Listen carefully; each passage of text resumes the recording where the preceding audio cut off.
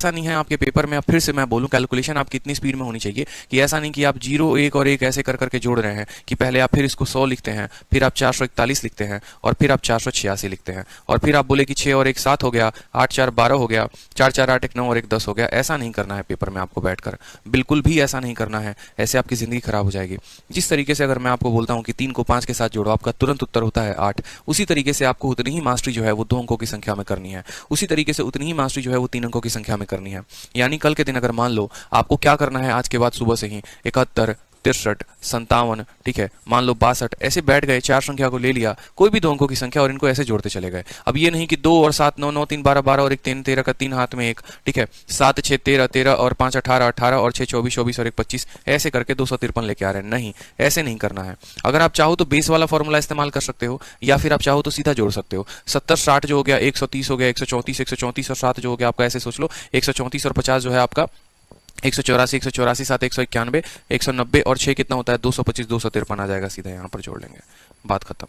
तेजी तेजी में जोड़ना है आपको, ऐसा नहीं बैठकर, जैसे मानो तेजी तेजी कहने का मतलब क्या हो गया, जैसे 12 है, 13 है, 17 हो गया, 19 हो गया, अब मान लो इसको जोड़ना है तो तेजी तेजी में जोड़ेंगे। 12 13 25 25 10 35 35 7 42 42 10 52 52 9 61, सीधा लिख देंगे 61, तेजी तेजी में। ये 2 अंकों की संख्या का है तो इसी तरीके से 3 अंकों का संख्या आपने ले लिया, 161, 100 मान लो 86, ठीक है, 927 या 957, और फिर इनको तेजी तेजी में एक एक साथ ऐसे ऐसे लेकर चलना है आपको।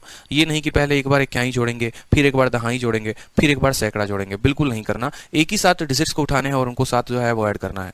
कंसेप्ट ऑफ एडिशन बहुत अपने आप में काम की चीज होती है, उसके ऊपर अगर आप काम करेंगे तो बहुत अच्छे से कर पाएंगे। कंसेप्ट ऑफ एडिशन का मतलब क्या हो गया, जैसे मानो जैसे आप गुना करते हो ना, कल के दिन मान लो 1 अंकों की कोई भी संख्या हमने लिख दी आपको, तो आपको जो है एक ही बार में तो उसको जोड़ देते हो, ठीक है। जैसे मानो ये मैंने लिख दिया तो आप इसको ऐसा नहीं करते कि अलग अलग तरीके से जोड़ते हो, जोड़ते जाते हो। 1 और 2 3, 3 3 6, 6 7 13, 13 8 21, 21 और 9 कितना हो गया 30 हो गया। लिखते हो कि नहीं लिखते हो बताओ, एकदम 30 लिखते हो। फिर 2 अंकों पर शिफ्ट हो जाओ एक बार, मान लो 2 अंकों पर बात करें तो 40 हो गया, 65 हो गया, 71 हो गया मान लो, ठीक है, 71 के साथ मान लो 69 हो गया, और मान लो इनको हमको जोड़ना है तो कैसे शिफ्ट हो गए, तो फिर सभी दोनों संख्याओं को एक साथ लेना है और एक ही साथ लेते। 40 और 65, रुक जाओ यहाँ पर, 40 और 65 कितना 105, 105 और 70 कितना हो गया 175, 175 और 1 कितना हो गया 176, 176 और 9 कितना हो गया बताओ जल्दी से, 176 और 9 जो हो गया 185, और 185 और 60 कितना हो गया 245। सीधा आपका कैलकुलेशन इस तरीके से चलना चाहिए। ये नहीं कि पहले इक्याई के स्थान को जोड़ेंगे फिर दहाई के स्थान को जोड़ेंगे। मैच भी कर सकते हो, 9 5 14 और 1 15 का 5,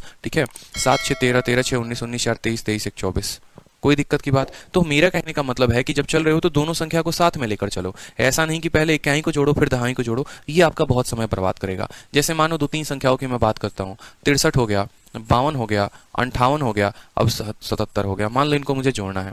अब ये नहीं कि मैं इक्याई को अलग जोड़ूं और दहाई को अलग जोड़ूं, पेयरिंग का काम करो, पेयरिंग का भी काम कर सकते हो। पेयरिंग का काम कैसे हो सकता है, इसका 3 और इसका 7 मिलकर आपको क्या बना देगा, 0 बना देगा। तो 7 6 13 और 1 14, 140 तो यही हो गए। 6 5 1 11 और 1 12 ये हो गए, ठीक है। तो 140 और 112 कितना हो गया 260 हो गया, सीधा का सीधा लिखेंगे उत्तर, ठीक है।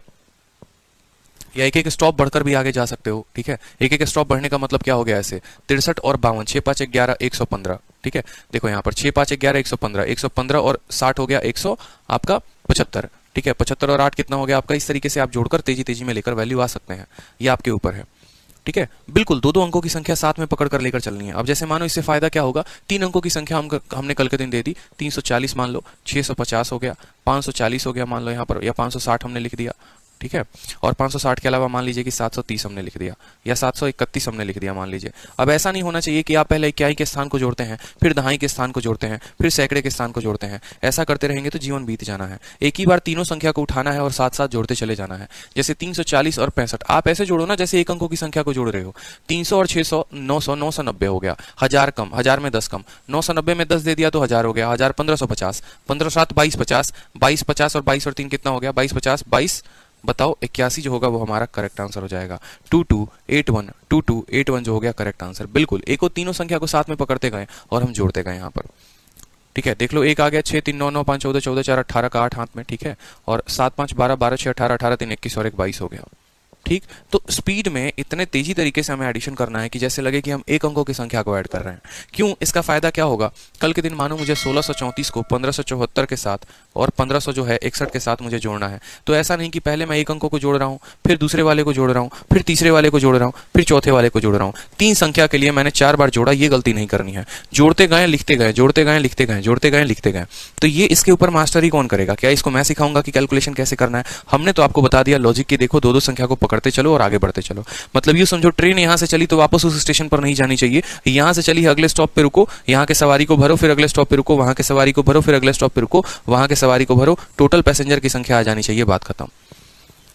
ठीक है। इसमें कोई टीचर किसी स्टूडेंट को सिखाता नहीं है, इसके ऊपर कोई स्टूडेंट खुद पर ही काम करता है और जितने अच्छे से वो काम करता है उतना अच्छा उसका स्किल बनता है।